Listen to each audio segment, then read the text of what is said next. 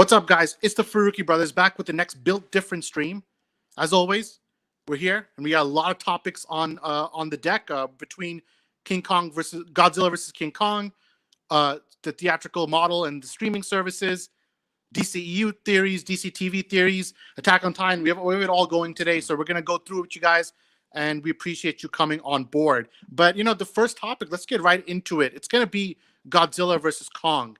The trailer just dropped this morning, and it's obviously one of the most anticipated movies for fans. I mean, fans of not just Kong and Godzilla, but fans of movies in general. I mean, this is a movie that if this was a non-pandemic time, this would be something that everybody was going to an IMAX room to see. So, highly anticipated. Everyone's been chiming in on the debate on who would win between Godzilla or Kong, and you already know the four of us are going to be doing so as well. Maybe have a little short debate on it while we're at it. But let's get right into it. Let's talk about the trailer first before we talk about who's going to win between these two guys. Let's talk about what we thought about the trailer, what we thought about maybe our expectations for the movie. Was it higher or lower after this trailer? Let's start with that, and Zion, I'll give it to you. So, initial thoughts on Godzilla vs. Kong trailer. Honestly, the visuals are obviously the standout thing. I think from all these kaiju films, the visuals are really what carry it. I know a lot of people are saying it's not as the tone of it is not as serious or as like deep, I guess, quote unquote, as the Godzilla trailers were. But I think this more fits in line with what it is and what the movies are, because, like, for example, the King of Monsters trailer was obviously a little more serious toned and more darker, but the movie itself, it wasn't really like that. Like, in my opinion, it was a little boring, in my opinion, but the visuals and just the action is what carried the film. And now this trailer is really creating the tone around it being a big blockbuster action film. And I think it's the right move forward to gain a bigger audience. People maybe who were hesitant to get into Godzilla or the other films will more readily want to see this through or see this, get into this more. And I think it plays into the whole versus thing better as well. The visuals, I think, once again, are the standout thing in this film. King Kong looks amazing from the CGI, and just we obviously not a lot of story threads yet. It's just they don't know what's happening to Godzilla. They have to get Kong to fight him. So just on a surface level view, I think it looks great, but not perfect. It's interesting because when it comes to a movie like this, like, what are we looking for here? No, I don't think anybody's looking for necessarily a cinematic masterpiece when it comes to a Godzilla versus King Kong film. This is quite literally what I would consider a popcorn movie. This is what in my head, one of these kind of movies falls in line with Transformers is, or what a Power Rangers movie is. It's like a movie where it's going to be lots of fights, or even an MCU movie to some degree. It's going to be a lot of fights, a lot of action, a little bit of comedy, but maybe not that much comedy in a movie like Godzilla, but lots of CGI, lots of action. So to me, like, if I'm grading this movie, I'm not going to be grading it to, let's say, Lord of the Rings standards. Because I know that's not what it's going to be, but what you're getting is what you're going to get. You're going to get two monsters fighting the hell out of each other for 2 hours, and then they're going to try to surround that with some talking and some exposition. But we all know, even when characters are talking, they're just side characters. Everybody who's buying a ticket, or in this case, streaming, would be doing so just to see these two behemoths fight each other and have that experience. So it's a little different, but I think some on a very basic level, that feeling people had when BVS was coming out, that you're seeing Batman and Superman fight for the first time, even though the movie itself kind of subverted those expectations and gave you something very different. But this movie is actually going to give you what I think the most basic level fan was looking for, which is like a crazy fight between two crazy characters, right? So let's go to someone who's like not as in tune with this. So Umar, I'm gonna treat you more like you're our general audience now. You're coming into this, whether you even saw the other Godzilla movies or not, you don't remember, you don't care, but this trailer, you saw it. What does it spark to you? I think, like you said, the visuals look very cool. The CGI and everything looks like, from a visual standpoint, it looks like they're going to deliver in a big way. And I think that, like you said, like in these types of movies, sure, the story's there, and I'm sure that, like, I know for me personally, like I like to see a solid story, but again, that's not what they're going for anyways. So when you do watch a movie like this, it's more so about The action sequences, the like the crazy things that they're gonna do, make the fans scream in the theaters. Well, in this case, it's so, but yeah, like that's the main thing for, I think, most fans, and I'm no different, because y'all already know I'm not into this world as much as you guys are, but definitely I think that it's from a trailer standpoint, it looks pretty awesome. Right, and it's interesting, because Samir, I'm gonna loop you into this one. The difference a trailer makes. That's like one of the first thoughts that came when I saw it. And my initial thoughts was I actually didn't like the trailer that much. I liked some of the shots, but maybe it was the music placement, maybe it was just the tone of the trailer. It was a 180 from the Godzilla trailers, right? And we saw from Godzilla King of the Monsters, when that trailer, the marketing circuit was happening for that, both me and Samir were like, yo, this movie looks really good, because the tone and the atmosphere that trailer put on was very like surreal and majestic, and it had this kind of tone that I think a lot of people fell in love with. Now this movie just completely flipped that on its head. You're not getting that anymore. You're getting Fast and Furious music, more or less. Feels like a Fast and Furious movie. Feels like Transformers in some level, again, where it's like more about the action than anything else. And that's one of the things that disappointed me a little bit when it came to this trailer, but the gorgeous shots made up for it. But Samir, let me get your thoughts on that, because you also were in the boat like me, where the Godzilla trailers were great, but maybe the movie was a little lukewarm. So do you think that it's the opposite scenario with this, or do you think that what you see in the trailers is what the movie's going to be? Well, the Godzilla trailer looked amazing, and it turned out that the movie wasn't that great. So trailers can be deceiving, and when you get down to it, this movie's really just a giant CGI monkey fighting a giant CGI lizard. So I don't think it'll be that deep overall. I think it'll still be a fun movie to watch, though, and I think it'll be better than what the trailers make it seem like. The shots are really nice. Yeah, I think some of the shots, especially the main shot of Godzilla, and you're seeing the neon lights, like, it just works very well. It's very on brand for the character, and I thought it was great. And a lot of people in the comments also kind of experienced the same thing. Our boy Rhymes, like, the music was kind of strange, so I think some people are noticing kind of what the point we were making. But plot thread wise, and I'll go solo for 2-3 minutes on this one. I found it was very interesting that everything you see is not as it seems, right? So there's shots in the trailer, there's little moments like you're gonna see Mecha Godzilla, right, which is clearly gonna be either the villain in this movie. This is not like they're gonna fight and one's actually gonna die, or necessarily. It's more that they're gonna fight and the two of them are gonna come together in the end to fight the big villain. In this case, I think Mecha Godzilla is obviously the big villain. But then when you think about Mecha Godzilla, you're like, wait a minute. Well, then what points in the movie is Godzilla even real? Like, which Godzilla are we seeing it now? So I think that's an interesting point, that is the Godzilla that's wreaking havoc when, like, Godzilla attacking humanity, is it actually Mecha Godzilla the whole time?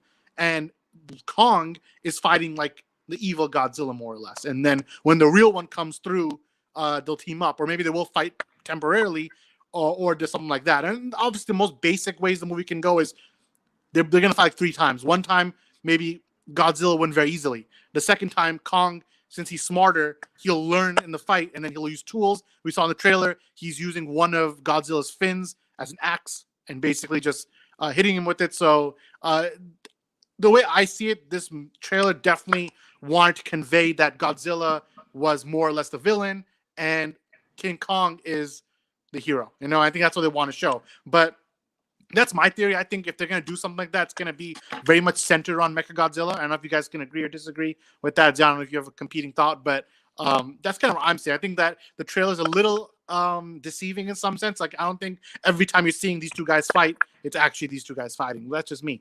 John, do you agree, disagree? Well, the thing about that is that in the end, will it be that, oh, he was just fighting?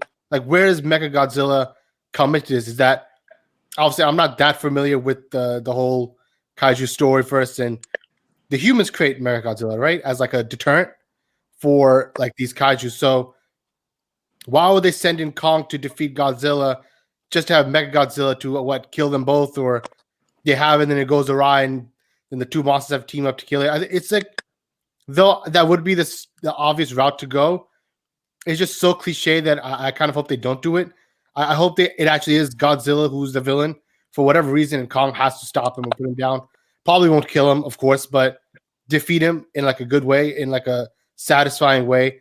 I think just them coming together at the end to fight another big villain is just is too cliche, and though it work for this, I kind of hope they don't go that route. It's funny because we can get some technical terms on this one because Godzilla is not owned by Legendary WB, right? His rights are going to go back to Japan after this movie. So actually, after this movie, Legendary is no longer allowed to use the Godzilla character anymore. So some people think this is the final movie in this universe, right? Other people think that, oh, well, if it is the last time they can use Godzilla, it's not the last time they can use Kong. So are they positioning it so that King Kong becomes like the main character going forward? Obviously, Godzilla is the main character of the first two movies. That's an interesting thought. I don't know how much stock to put in it. I don't know if this is really the last movie or not, but I think that's a good point to end the first leg of this topic. But let's move from discussion to debate, and let's just get down to it. Who's going to win this fight, you know? And before the four of us get into it, let's see what the comments are saying. A lot of people are giving their comments. We got Team Kong, Team Godzilla, Team Godzilla, Team Godzilla. We got Team Kong, Team Kong. Another person saying Team Kong. So a lot of people are coming in with their own rankings. Like, no, everyone has their own thought on this. It's a heavily debated. I mean, if you just go through the comments we've gotten on this, it's almost half-half. I would say maybe Godzilla's edging him out in the comments, but it's really close. And so it's a hotly debated topic, and it reminds me of 2015 when you were having the ads about who will win BVS ads. Obviously, those marketing was a little off-centered because the movie was not really about that, but people have their own thoughts on it. Like our boy Q, he's part of the Zilla Thrillers. I saw this on Twitter that people are building their own like groups around each character. So the fans are basically marketing this movie better than WB. Let's call it what it is. So we appreciate that. But now it's time for the four of us to give our hot takes on who would win this fight between the two. So Umar, I'm going to start with you on this one. You got your pick between these two guys. Who do you have winning it? Godzilla. How about that? Any reason why? Not really, to be honest. I don't know this world like you guys, but that's just. I mean, who you got? Who do you have, Strauss? Me and you tend to agree a lot. So I mean, in this case, I do not agree with you because I'm going with King Kong. I'll give a story reason first, and then I'll give my fun reason. The story reason is that the second movie was called Godzilla, the King of the Monsters, right? Kong's first movie was called Kong Skull Island, but we all know Kong's full title is King Kong. So when does he get the title King? Well, he has to kill the king to become the king, right? So who's the king right now? Godzilla. What's King Kong's full title? King Kong. He has to kill Godzilla to become King Kong. So I think just on that surface level, I think the story is built for Kong to win the fight, and he's gonna then take his title. I'm King Kong. So I think that's a very easy way to go for it. Other people like Umar are like they don't know who to go for. So, but Umar went with Godzilla, and I just kind of shot him down there with the story reason. But I'll give you the fun reason. The fun reason is Godzilla. Kong is smarter, and he's gotten hella larger in this movie compared to the last one.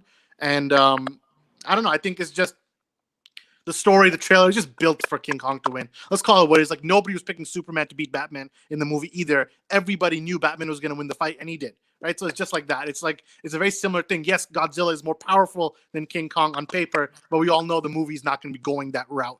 So it is what it is. And some people are going to pick both. Maybe it's going to be a standstill. So we're going to see on that. But Zian, let me hand it to you. Who do you got winning this one?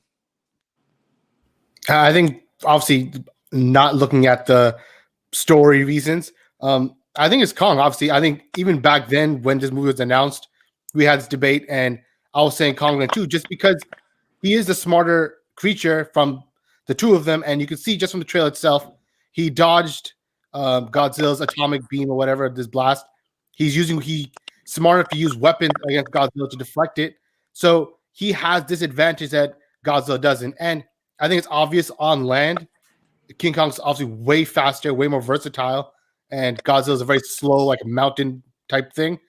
Obviously, if you get into the water, Kong probably doesn't stand a chance. But as we saw from the trailers, even on the water, on the ships, he was able to dodge away from Godzilla's beams. I think just that alone shows you that Kong's he's like a real fighter, and Godzilla's just a monster. So on technical skills alone, Kong will probably beat Godzilla. So it really Why is are, like why, are we Batman v treating, Superman. why are we treating this like an MMA fight? You know, like, all right, so technically who has the ground game, who has the.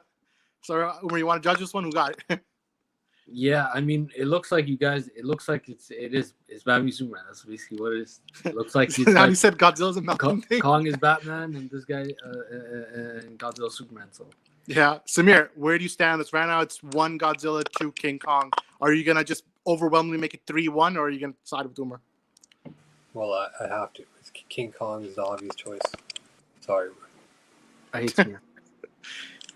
Samir, any reason other than me and Zan already said, or do you basically agree with everything we've already said on this?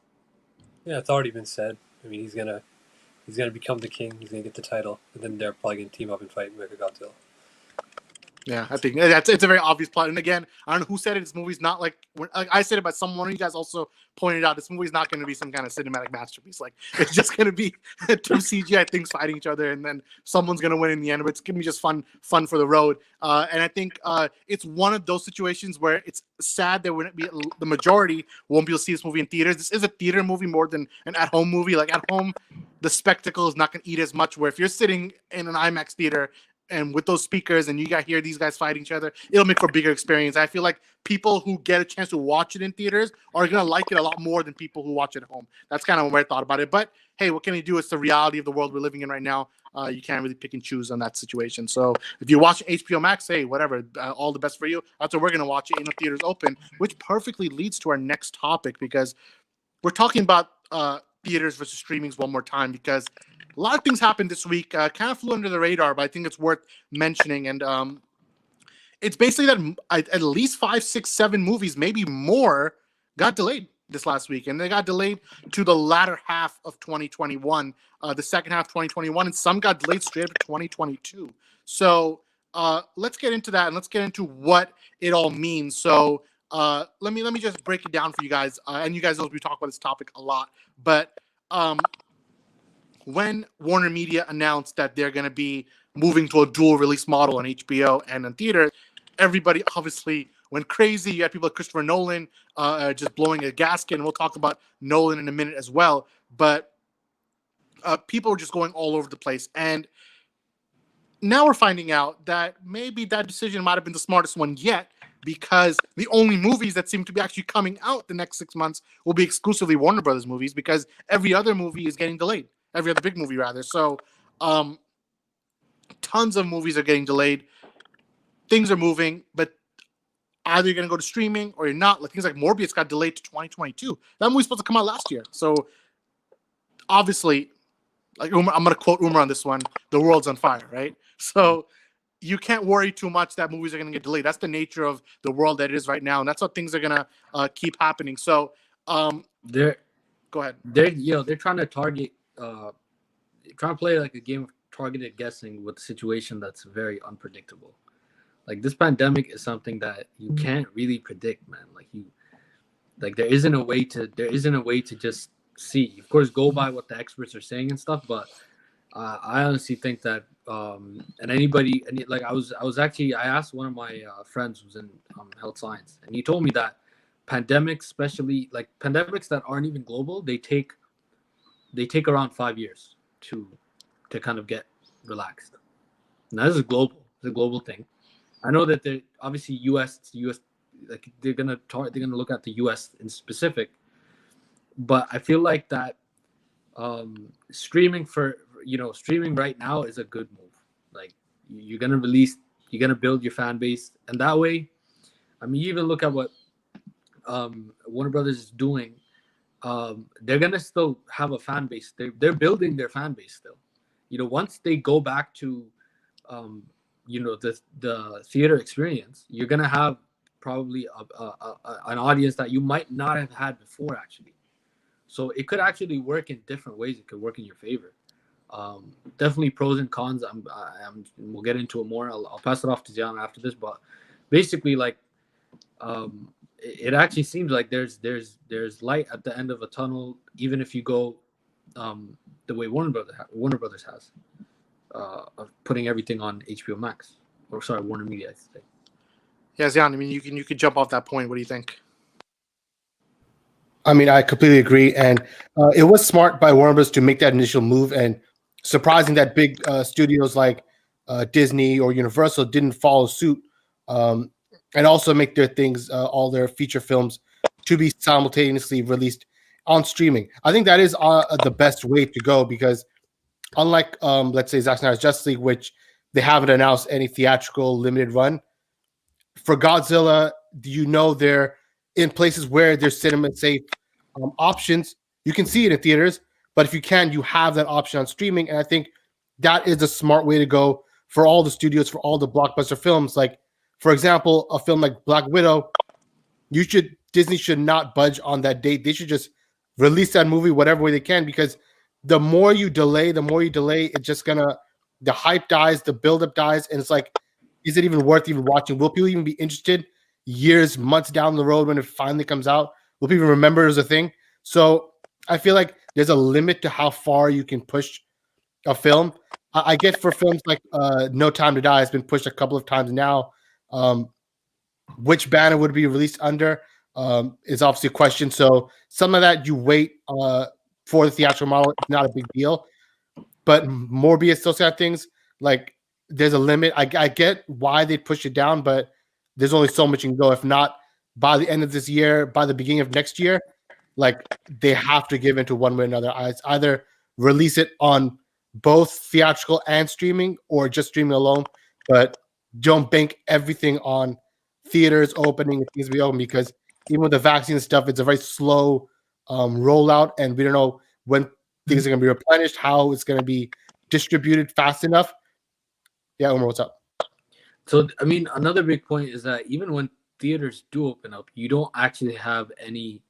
We're still gonna have to see how many people actually end up going out, because, again, like, this assumes that everything will be normal in like one shot. It's not gonna actually. Like, people are still gonna have some fear in terms of going out and catching something again. So it's not gonna go back to normal like anytime soon. They have to kind of take that into account.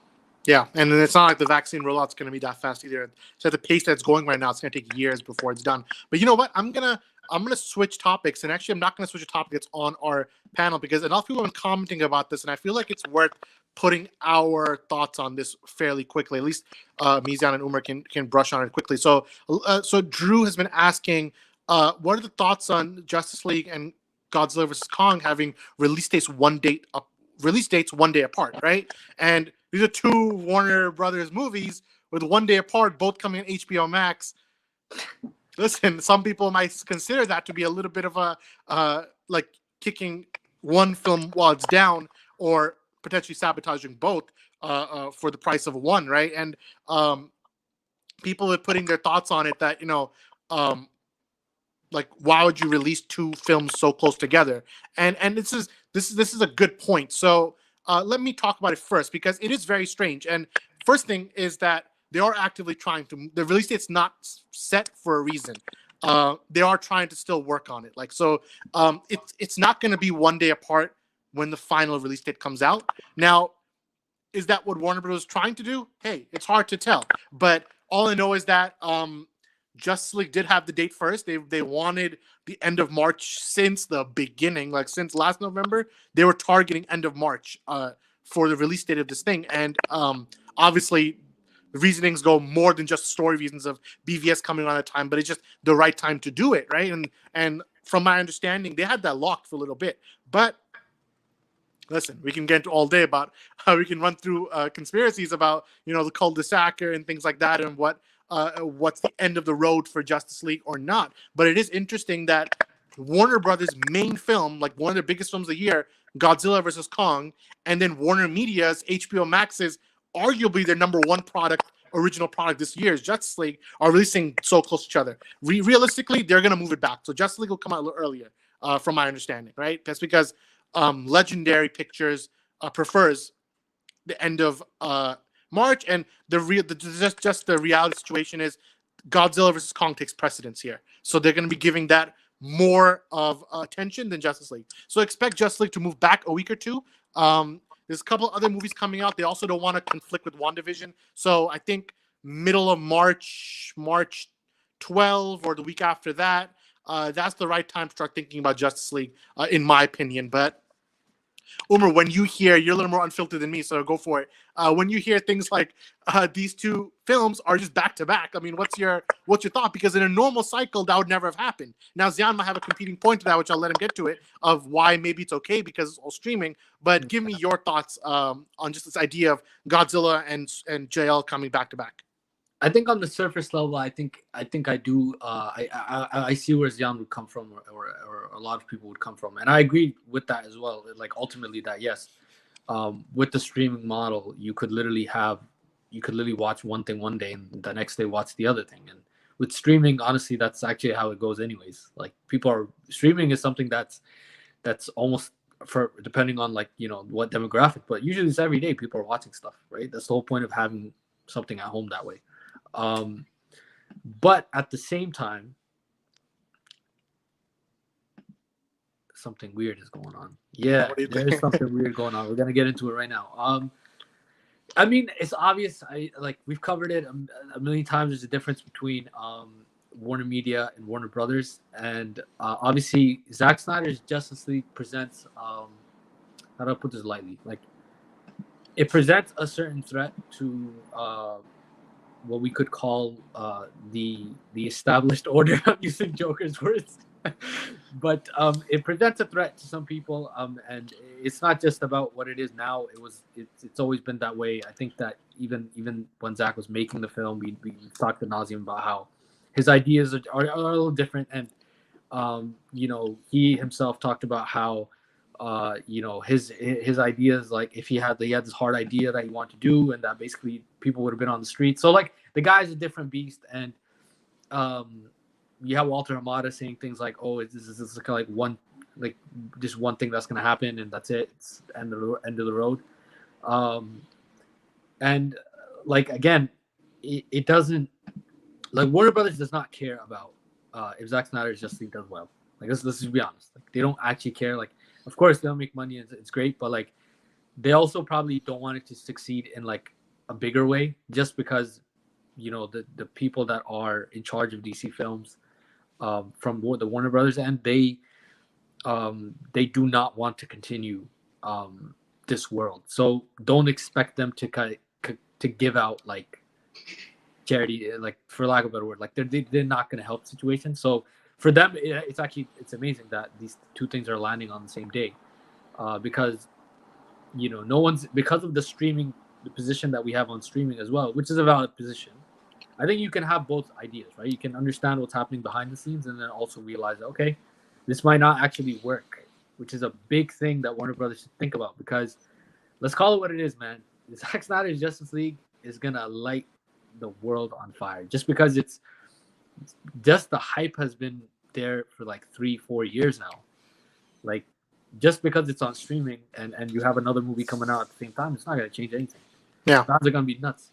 Yeah. And you saw things like how Soul was doing for Disney. I mean, it came out and it was the most watched movie on streaming, just bar none. And that was Soul, a Pixar movie. Now put Superman, put Batman on that same scale, you can expect a really high level performance from them. Dark Side.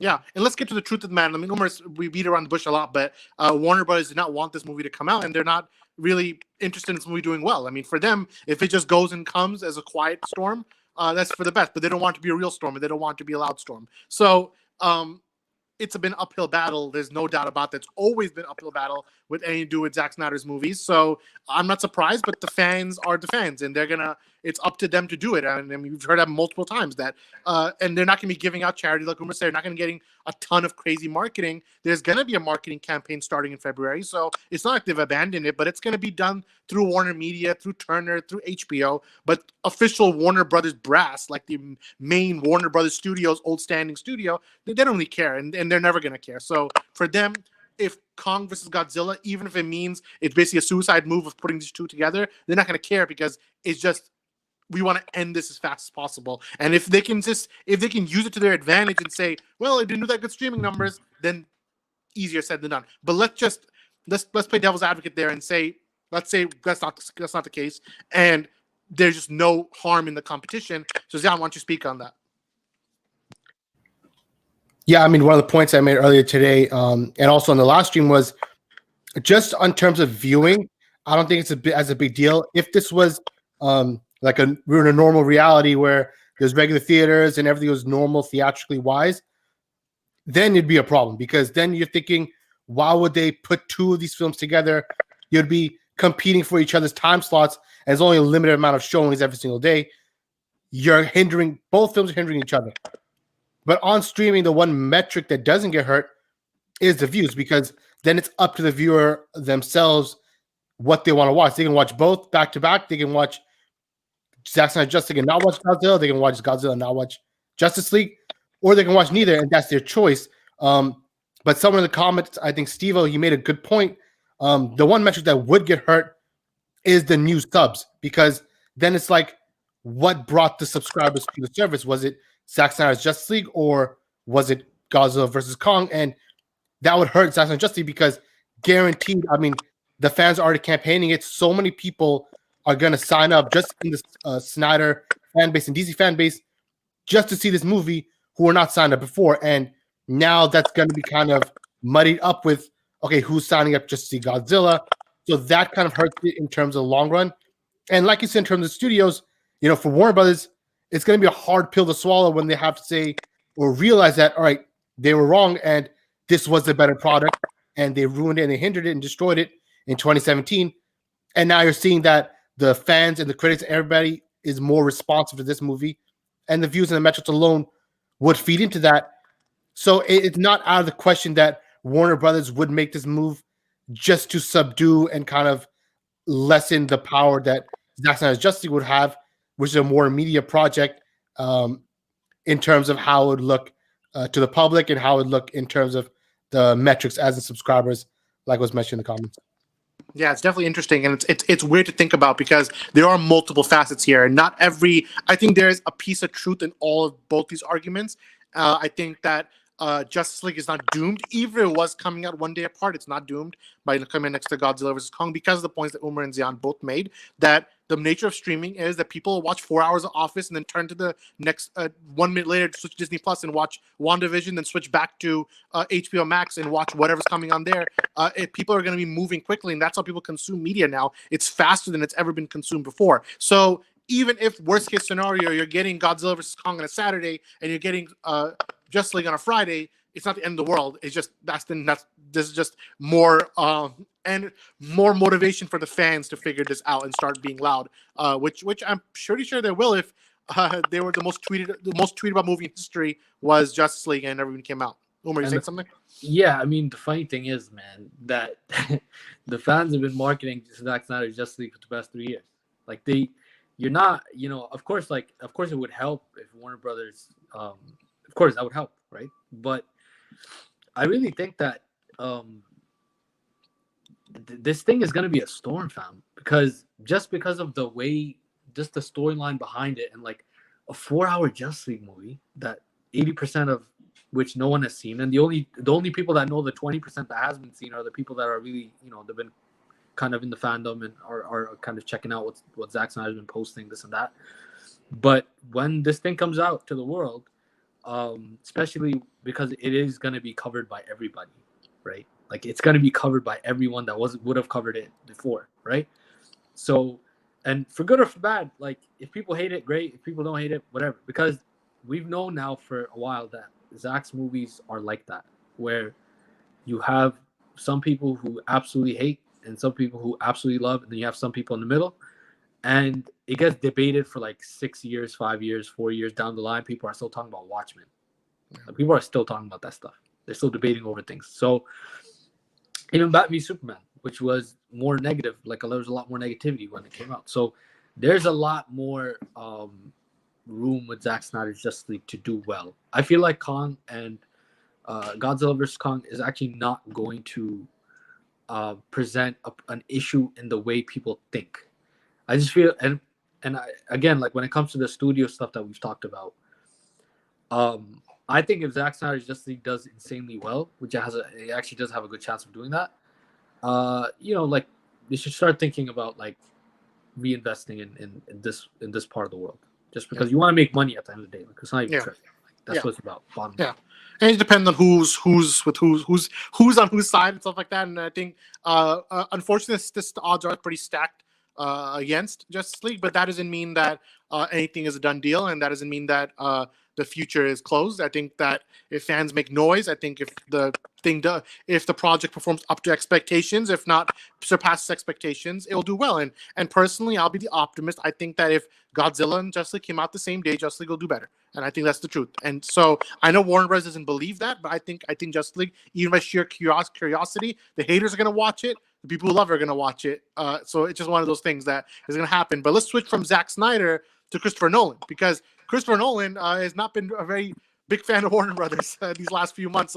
He's called HBO Max the worst streaming service ever. He's said Warner Bros. One of the worst places to work with. He's basically said everything about Warner was possible since the big decision was made, and we just talked about that decision a lot just now. So let's discuss what that really means, because so Wall Street Journal put out an article this last week, and it reported that Nolan is unlikely to work with Warner Brothers for at least the next film, but generally the thought process is that he's not interested in coming back to Warner Brothers. Like, for him, Warner Brothers is not a director-driven studio, and he has no interest in being part of it, right? So, which is surprising, because every single movie in his career has been a Warner Brothers movie. So there's a big departure for Warner Brothers at their top director. I mean, this is number one. I mean, it's him or Denis Villeneuve, right? So Nolan is number one right there, and he's done. He's done, though, right? So let's talk about where he can go, and also, you think he's right, or is he overreacting? Like, a lot of people aren't agreeing with Nolan either. Some people are saying he's being a big baby, honestly. Some people are saying that he's just angry about the streaming, but he's not embracing that's the future. That more people would have seen Tenet if it came out on HBO Max than they would have if it just came on theaters, right? So there's that thought process also. And then there's the alternate, like the purist, who's going to be like, nah, if Nolan wants to fight for cinematic and theatrical integrity, then go to Universal Studios, go to Disney, or go to Sony and make your movie, right? Because it doesn't really matter what studio Nolan works for. Because it's not like anyone's...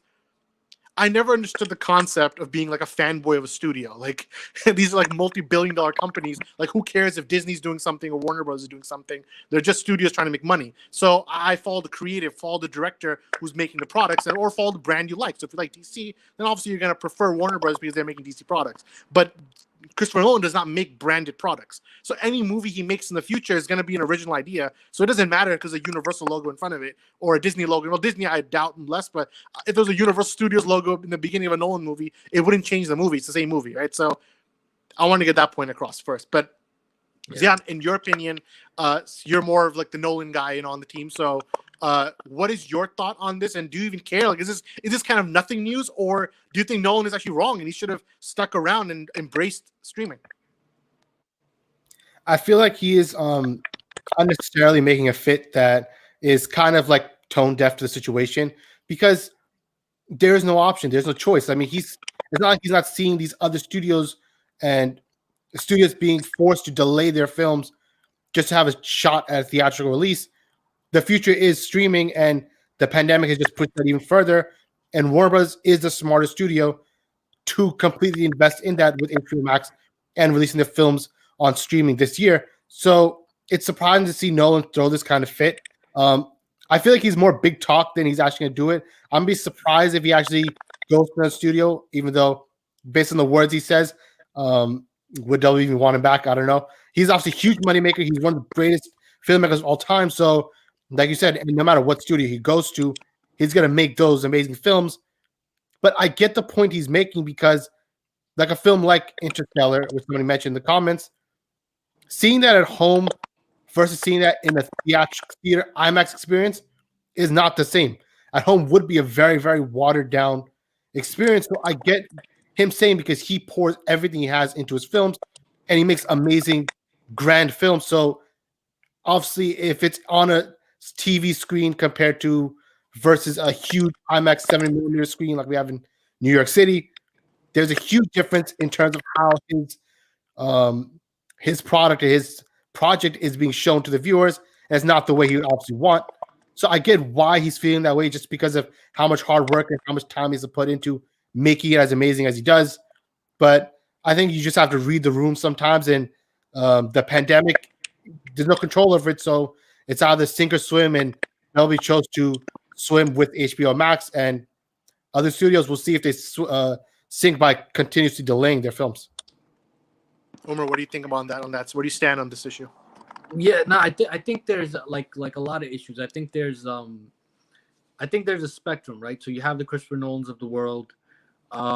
I actually think that when we had Zach on the podcast, we asked him about this, and I think that he kind of had a kind of a more balanced kind of approach, which is that, you know, the theatrical experience has its place. You know what I'm saying? Like, it has its place. You cannot replace it, right? So especially when you're, you know, Christopher Nolan seems like a more traditional, you know, director. You know what I'm saying? Like, I know he's done Batman and stuff, but like, he's more traditional. You know, like he has his own way of doing things. And he's a bigger fish than anybody else right now. So it's, you know, when he says something, people listen.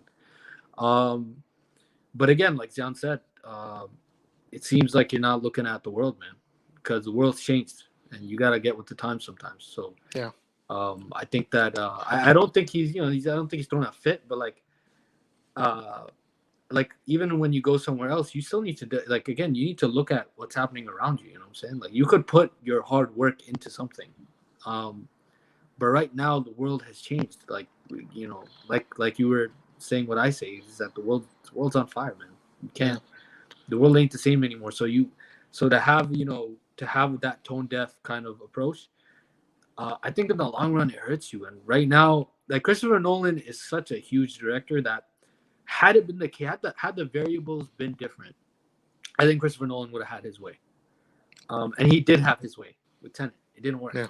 Right. So at the end of the day, you know, and he's making other claims now about Warner Brothers not being like director friendly. I mean, we knew that with what, you know, with what's happened, but I think that Christopher Nolan should call up Rich, you know, have a conversation. But you know, it's interesting because I'm gonna swing to you, Samir, in a second with this. But you know, when you look at the whole spectrum, like Umar said, so you have one side where Nolan is basically saying, I'm not working with Warner Bros. Anymore. And, you know, it's his choice. And like Rhyme Slim, he just commented and he said that maybe just negotiate a new contract, like a lucrative contract. Maybe his new contract with Warner's will be like, I'll make a movie, but my movies will never, ever, ever, ever be on HBO Max. Like, maybe that's going to be in his contract, little clause, no HBO Max allowed. You know, so I don't know if that's what he wants, or if he's a big enough director that if he wants to go to Universal or Sony, which I feel like the only two spots for him, really. I think Universal Studios is my number one spot. If I was going to pick somewhere from to go, I'd say go to Universal. My second spot is go to Sony, right? He's not going to go to Netflix because he hates streaming, so why would he go to Netflix, right? He's not going to go to Disney. He might go to Disney, but I feel like Disney's not going to give him original money to make the darker movies he wants to make. So even though Ben Affleck has now left to Disney, he signed a deal with Disney to do new movies. I don't think Nolan's going to be following that, so expect Nolan to be... Go ahead, yeah. He's like LeBron, fam. He got his own. He's so big now. Yeah. He got his own fan base. Like, he can go anywhere. Yeah, he can go anywhere he wants, and people are gonna follow. And he's not connected to any brand, so it's not like he needs a certain character or anything. He just make whatever the hell movie he wants, right? So Zamir, for you, I mean, where do you stand on this issue? Do you agree with Nolan, or are you happy that Nolan's going to different places, or do you think that he should have also stuck around and maybe stick with the streaming model?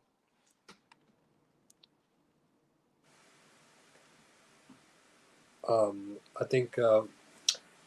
think Warner Brothers was wrong to use Christopher Nolan's film as like the test mark for how theatrical model is going to go in like the COVID situation. However, I think he has no other choice but to stick with the streaming model. But he should still negotiate with Warner Brothers because of how they're treating their biggest director. So maybe you should stay. Maybe you should go to Universal. Either way, I don't think his movies will fail because he's such a great artist. Yeah, I think he should walk. I think he should walk, fam. Because, you know, if they're not director friendly and it's not working out, walk. Who cares? I mean, he's being a little like performative just by saying that, because if they're giving him, like someone in the comments said, like, well, what studio is going to give $200 million to make Dunkirk, right? Like, that's by default a little director friendly if you're getting that much money to make whatever movie you want, right? So I think on that level it's not that big of a deal. Like, I think he's kind of being a big baby half the time. The other half the time I think that he can do whatever he wants. So it's a strange issue, but what can you do, right? That's there's no way another studio hasn't at least contacted him by now, because he's too big of a name not to at least be broached. Like, all right, we hear you're looking for a new place to make your films. So clearly he's been talking to them. There's no way he hasn't been talking to other studios. And it's like the comments are saying, Dolby has basically let him do whatever projects he wants. I mean, I'm pretty sure they've never stopped him on anything. And they're willing to shell out money on his projects. So for other studios, if you have an opportunity, don't pass up on Nolan. Like, shop out to him, show him what you can do for him, and see maybe he'll go to you or not.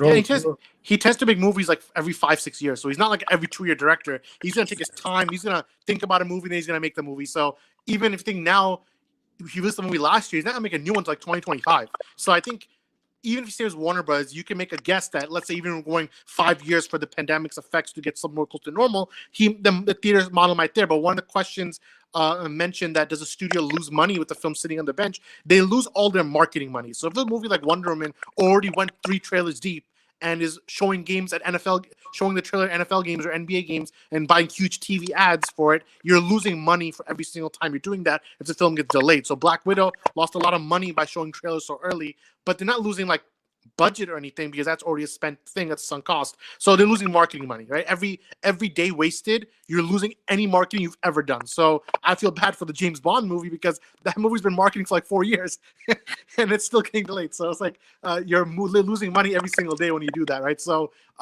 that's kind of where we sit on that. But a couple of more topics. Let's stick to Warner Bros. A little longer and talk about how Warner Bros. Has picked a new executive to expand the Harry Potter franchise. So they picked a guy named Tom Ashim, who will oversee and expand the Harry Potter film franchise, not just for the upcoming Fantastic Beasts movies, but beyond that. So I find the words oversee and expand, in particular the word expand, to be quite interesting when it comes to Harry Potter, because a lot of us, for starters, probably felt like Harry Potter might have jumped the ship a little bit, that Harry Potter might have ended at the point where the 8th movie finished, because the Fantasy Beasts first two movies, I don't know, the Fantasy movies didn't do that well. I mean, we might disagree on that, but that's kind of where we stand on that. So it's interesting. Let's run on the table really quickly.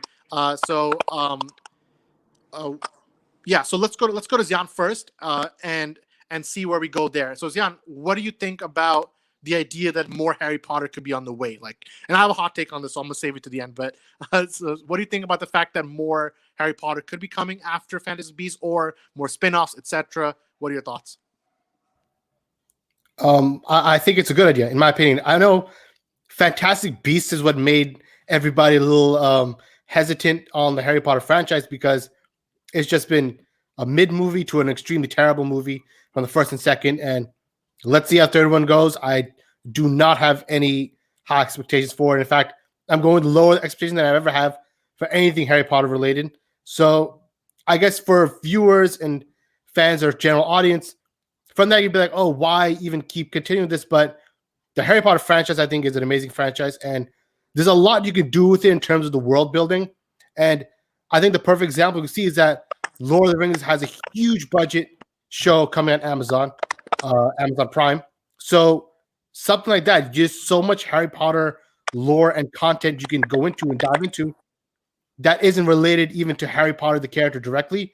Or if you do, you can do Cursed Child, which is already a set narrative. You can just follow that either through a streaming show, or a film.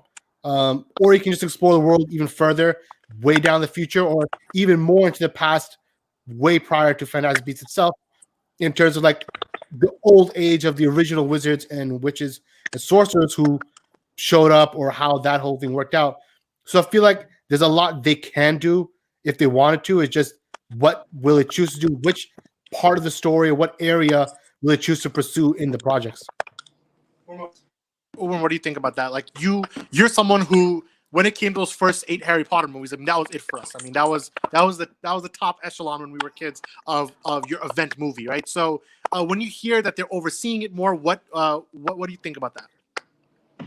I think that the Cursed Child is honestly the better. I think it's something that they should look at. I think that that puts you at a place, man. Imagine, especially if you can find a way to get the same cast, the same, Daniel Radcliffe, this Emma, like everybody, get the people you want that are in that thing back, give it to the same director, and do something crazy with it. You know, I think that especially the offshoot streaming. I mean, if you are coming back with something this big, that world, and imagine the marketing that you could do for it. Like, oh, we're gonna go back into the Harry Potter world. Like, man, it seems like the right decision in a lot of ways. But I could see how, like, I could see what someone could say back, which is that. You mean what I'm gonna say back? Yeah, which what you're gonna say back, which is that Harry Potter was such a perfect 8 movies, perfect in the sense that every movie is very good. You know, you're kind of risking, you know, you're risking the basically it's like Apple, like whatever is, you know, it's not broke, don't fix it. You know, don't. But what if they already broke it, Umar? What if they already broke it? That's the point I'm gonna make, because you don't appoint someone new unless the old regime did a bad job. That's number one, right? So, Fantastic Beasts 1 and 2, call it what you is. I call it what you feel about it. I personally did not like those movies. First one's better than the second one. Second one, I didn't think it was good. That was quite bad, actually. So, and then it's not. And then a lot of things happening. Obviously, Johnny Depp got recast. A lot of things are going on behind the scenes. Movies getting delayed. They're before supposed to be like 5 movies. I think they switched to 3 movies again. They're trying different things. They don't know what they're doing really with Fantastic Beasts. If I was making a Fantastic Beasts movie, I would have focused maybe one movie on one character, but then gone deep into Dumbledore every single movie. But it seems like they're not even doing that. So I think they did a very bad job. And I think you were talking about if it ain't broke, don't fix it. Well, they brought the same director who made all the best Harry Potter movies. They have the same writer. They have the same idea, and it's still not working. So in my opinion, you only catch lightning in a bottle once. You don't try it again, right? Like, you caught it once. Don't try to catch it again. I know they want to make money because Harry Potter, in theory, is the second biggest franchise Warner Brothers has outside of DC. So it's DC and then Harry Potter in terms of what is in the Warner library. Because Warner Media they're not Disney. They don't have Marvel, Star Wars, Pixar, you know, like that kind of like juggernaut where you just have Marvel and Star Wars back and forth. I know they want to make Harry Potter like their Star Wars. The reality is they're not gonna, you know. So personally, I'd rather not see any more Harry Potter movies. You know, that's just where I sit on it. I don't want to see. You're on that, okay? I don't even want to see Cursed Child. I don't want to see the gang brought back together. So I think let's take them. You, my friend, and Samir, you're gonna come after this. I'm gonna get your take on it in a second. So you wouldn't care if there was a freaking trailer for Harry Potter? Oh no, I would care. Oh yeah, you would. Okay. I would care. But I feel like it's gonna be a corporate cash cow movie. I mean, then again, it's always like Spider-Man with Tom Holland and Tobey Maguire. We all get excited for that. And listen, I'll watch it. I'm just saying they're not gonna make that first until they finish like 3 more Fantastic Beasts movies, and then we'll see how the audience. I think they should fund that project. I think they should do the Cursed Child. They'll make at least 2 more. They'll make at least 2 more Fantastic Beasts, maybe 1 more. How it goes, they're not gonna wrap it up. But that's why. Yeah. So, Samir, where do you stand on the thought process? I mean, Umar and Zian both feel like it's a good idea to continue Harry Potter, but Samir, I think that they should be wrapping this up. Where do you stand? Samir, do you hear us? Yeah, I think it's a great universe, and they're gonna milk it no matter what. Just like Disney milks all their big universes. So I think it's inevitable, but you'll have to see where Fantastic Beasts goes first. I mean, but do you want to see like more Harry Potter after Fantasy Beasts over? Do you think where do you think the end of the line is? You know, that's my thought. Or is the end of the line? Like, you made a point. Star Wars has no end of the line, so why would Harry Potter? I mean, where would they even take the universe? Like future, way past Harry Potter. Now, way past is where I would put it. Yeah, I also agree. I think the problem with Fantastic Beasts is that they kind of don't even know what they're doing, because it's like loosely they want to keep it just close enough to Harry Potter and those characters where the old fans will be interested, but then not try to really bridge out to its own thing. And when it does, it's like convoluted, or it's just like completely pointless, as we saw in Fantastic Beasts 2, where everything in the story is pointless. I think the best thing they could do is not really expand Harry Potter, but expand the Wizarding World story and that whole thing. Something like the Old Republic that Star Wars has, but for the Wizarding World, I think something like that would work very well. Maybe the founding of Hogwarts or something like that. Don't make it tied into Harry Potter and his circle of characters, but just the world of Harry Potter and things of the past. I think that would work much better than them trying to hang on to the nostalgia of those specific characters or people connected to those characters. I'm saying is if when the Fred Weasley HBO Max's limited series comes out, don't blame me that I didn't warn you guys that might happen. But all right, but let's get to the last 5 minutes of the stream. So let's go through. Actually, Fatima had a good idea. The story of the 4 houses, how they came about. I think that's a very easy way to do it together. And Rhyme Slim also said Fantastic Beasts 2 felt like it was 2 or 3 movies in one. Like, what the hell are they thinking? Yeah, I agree. That movie was not great. I mean, I could say worse things, but I'm trying to keep it PG. Let's go to let's rapid fire the last two topics. Superman and Lois trailer. Let's do a quick thoughts on it, quick round because we only have a few minutes left on this. Who's gonna go first? Let me take Umar first. Let's something different here. Umar, what do you think about this trailer? Just on first impressions. I mean, I only saw it once, but so what did you think about it? Yeah, it's alright. It's alright. I mean, it's not. That's it. Yeah, it's not really freaking Man of Steel level, but it's called what it is. Like, it'll be alright. I think some of us will watch it, some of us won't watch it, but who some of us? All right. Zion, what do you think about Superman? Okay, fine. And I'm gonna be honest, from the original like poster or whatever that came out, it looked beyond horrible, like beyond caricature, beyond cosplay. But the trailer surprisingly wasn't that bad. Like, I went into thinking it's gonna be a dumpster fire, but surprisingly, it looked kind of good. And the tone or like the visuals of it, clearly they're drawing inspiration from Man of Steel, but I feel like it's all a facade. I feel like when the show starts, it's gonna be your stereotypical CW, very thin plot, very poor story. Cisco's probably gonna show up somewhere. It's gonna be like I have no faith in CW whatsoever. So I feel like for the marketing is the trailer is surprisingly way better than I thought it'd be. I think the show is just gonna fall into the same CW tropes that all of them do, and it'll probably be successful, like all the CW shows are, but it won't be something I'm gonna be invested in. I think personally.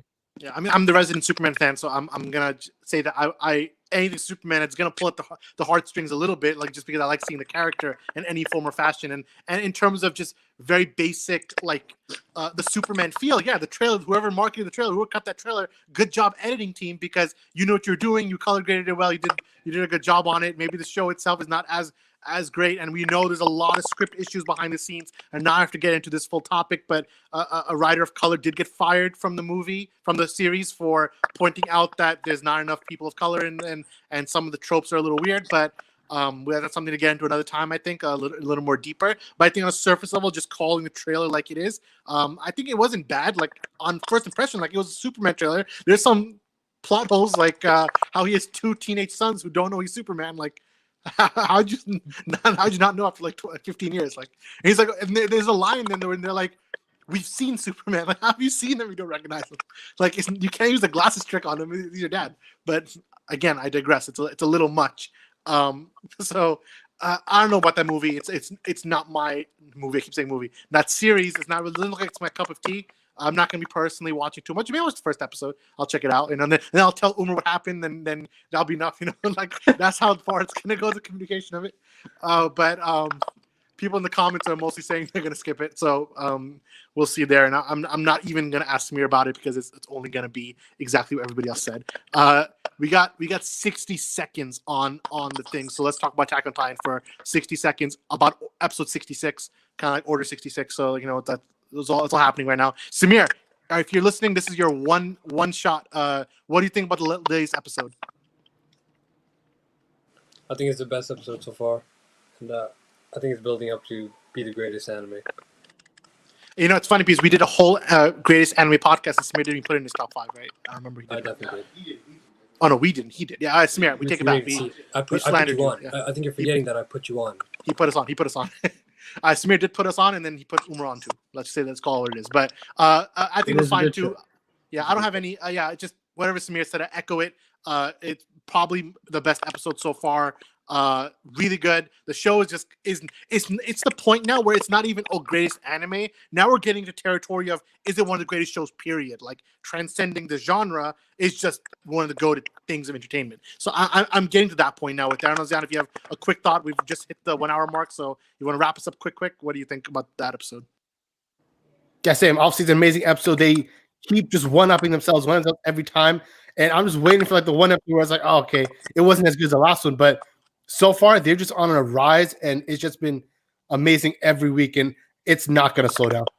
Yeah, I agree. And so we appreciate you guys for jumping on the Built Different stream, and we appreciate you guys are actually live in the comments today. We were with every single topic. You guys have been giving insightful comments, very much in line with how the Farooqi Brothers are. So we do appreciate you for your continued support. We got a lot of good things on the way. Between our regular podcast, between interviews, between future streams. So we want you to be part of that. So if you haven't already, hit that subscribe button, put the notifications on so you're always ready for our future content, and leave a like on the Built Different stream, this video you're watching right now. If you like what you're seeing and you want to see more of it, we really appreciate that. From myself, from Zion, from Umar, and from Samir, we're the Farooqi Brothers, and we'll see you next time. Peace out.